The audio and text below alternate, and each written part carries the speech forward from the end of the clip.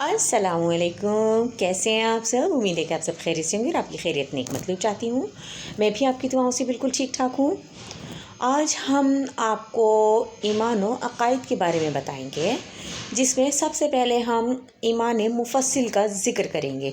तो आइए जानते हैं कि ईमान मुफ़स्सिल क्या है। अरकान ईमान 7 हैं। नंबर 1, अल्लाह ताला पर ईमान लाना, यानी कि अल्लाह ताला की तौहीद पर ईमान लाना, अल्लाह ताला को एक मानना। नंबर 2, फ़रिश्तों पर ईमान लाना। नंबर 3, अल्लाह ताला की किताबों पर ईमान लाना। नंबर 4, अल्लाह के रसूलों पर ईमान लाना। नंबर 5, क़यामत के दिन पर ईमान लाना। नंबर 6, इस बात पर ईमान लाना कि अच्छी और बुरी तकदीर का खालिक अल्लाह है। नंबर 7 है मौत के बाद की ज़िंदगी पर ईमान लाना, यानी कि आखिरत की ज़िंदगी, यानी मरने के बाद की ज़िंदगी पर ईमान लाना।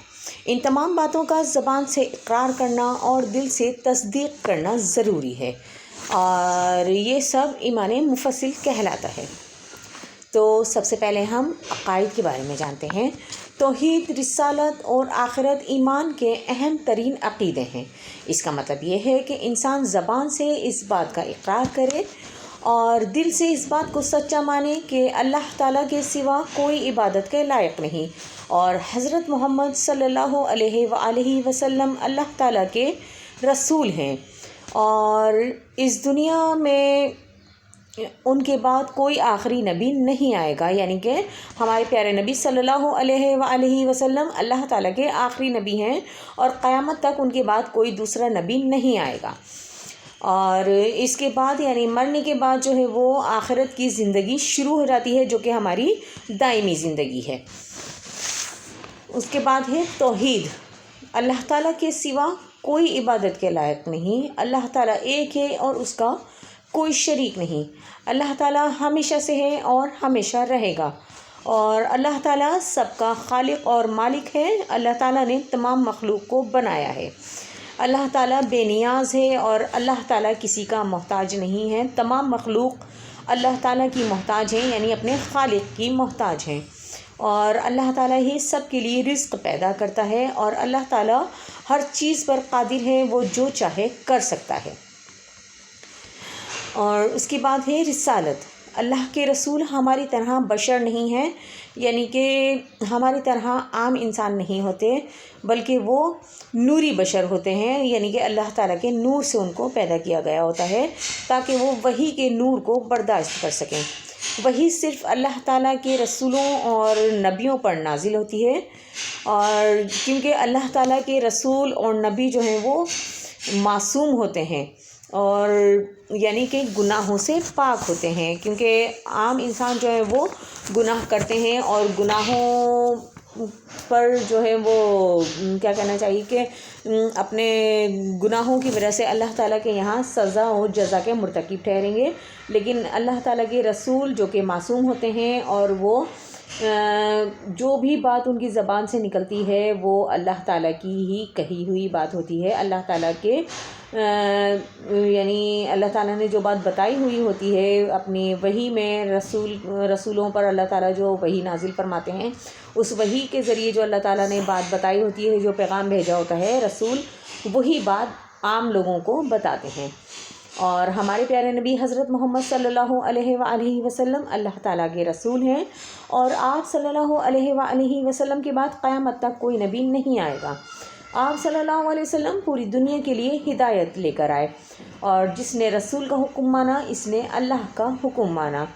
हर मुसलमान के लिए ज़रूरी है कि वो अपने माँ बाप से ज़्यादा रसूल अकरम सल्लल्लाहु अलैहि वसल्लम से मोहब्बत करे, यानी कि हमारे दीन की हुर्मत का भी यही तकाज़ा है कि हम अपने वालिदैन से भी बढ़कर, अपनी औलाद से बढ़कर, यानी अपनी दुनिया में जो जो शे हमें बहुत ज़्यादा अज़ीज़ होती हैं, उन सब से बढ़कर हम हुज़ूर अकरम सल्लल्लाहु अलैहि वसल्लम से मोहब्बत करें।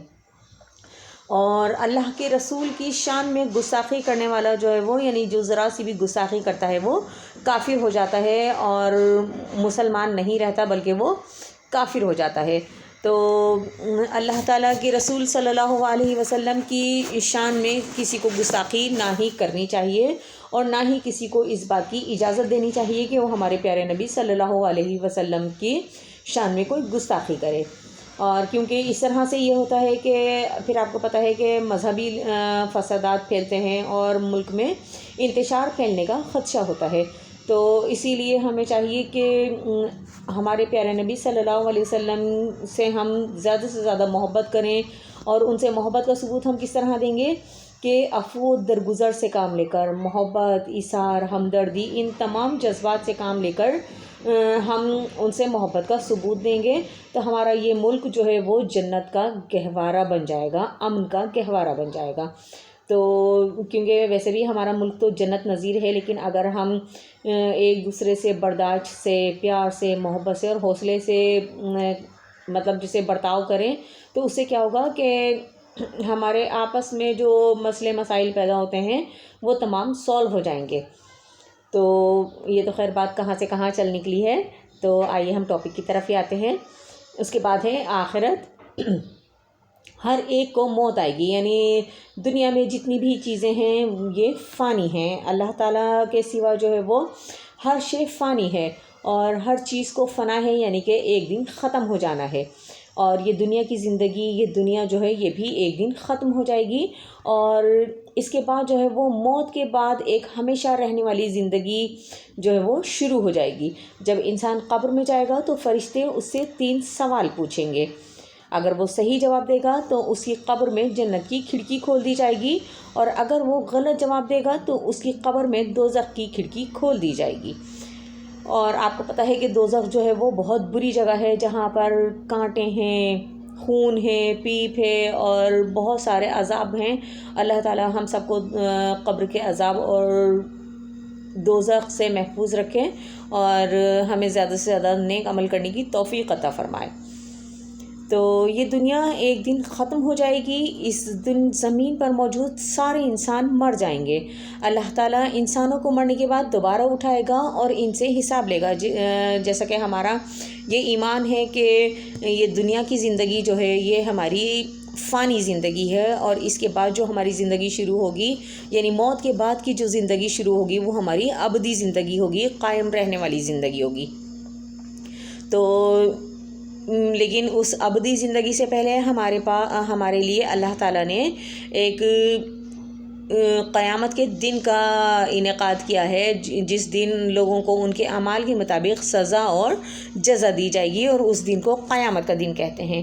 اور اس دن انسانوں کے اعمال کا وزن کیا جائے گا، جن کے نیک عمل وزن میں زیادہ ہوں گے وہ لوگ جنت میں جائیں گے، اور جن کے اعمال وزن میں کم ہوں گے وہ لوگ جہنم میں ڈالے جائیں گے، اور جہنم جو ہے وہ بہت بری جگہ ہے۔ قیامت کے دن نہ بچے ماں باپ کو پوچھیں گے، نہ اولاد ماں باپ کو، اور دنیا کا کوئی دوست کسی کے کام نہیں آئے گا، اور اگر وہاں پر کوئی چیز کام آئے گی تو صرف اور صرف ہمارے اپنے اعمال ہیں، جو کہ اگر اچھے ہوں گے تو ہمیں ان کے مطابق جزا ملے گی، اور اگر ہمارے اعمال برے ہوں گے تو ہمیں ان کے مطابق سزا ملے گی۔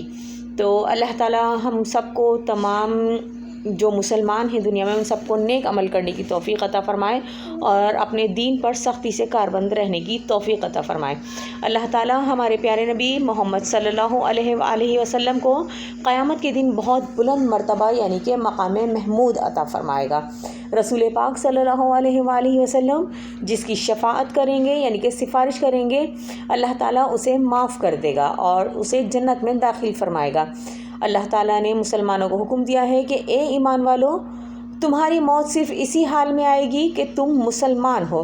ہر مسلمان کو موت تک اپنے ایمان کی حفاظت کرنی چاہیے، اور اللہ تعالیٰ جو ہے وہ ہم سب کو اپنے ایمان کی حفاظت کرنے کی توفیق عطا فرمائے۔